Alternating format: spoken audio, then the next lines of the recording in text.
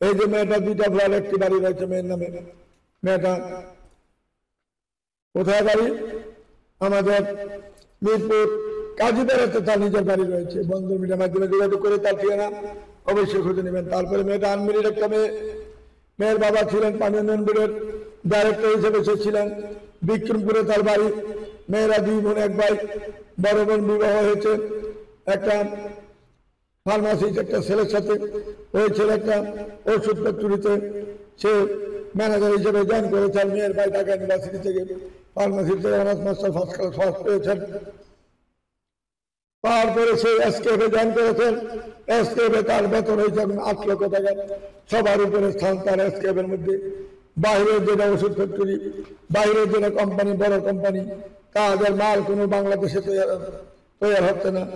বিদেশি ইয়াভাবে তাদের ওষুধপত্র বাহিরে থাকে, বাহিরে চলে যায়।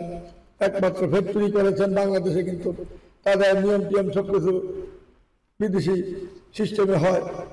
এসকেএফের ওষুধ যে একবার কিনেন সে কোনোদিন বলবে না ওষুধের কথা। এইবার উপরে কোনো ওষুধ বাংলাদেশে পাওয়া হয় নাই। এসকেএফের ওষুধ যেমন তাদের বেতনও সেরকম 8 লাখ 9 লাখ টাকা এক একজনের বেতন।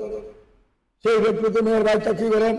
মেয়ের ভাই প্রথমে আমার মেয়েটা দুটো আনমিরির বয়স যেত 80-তে যেহেতু জন্ম, যদি কোনো ভালো ছেলে চাই তার বিয়ে করেছিল, বউ মারা গেছে, বাচ্চা লেগেছে, একটা বাচ্চা আছে।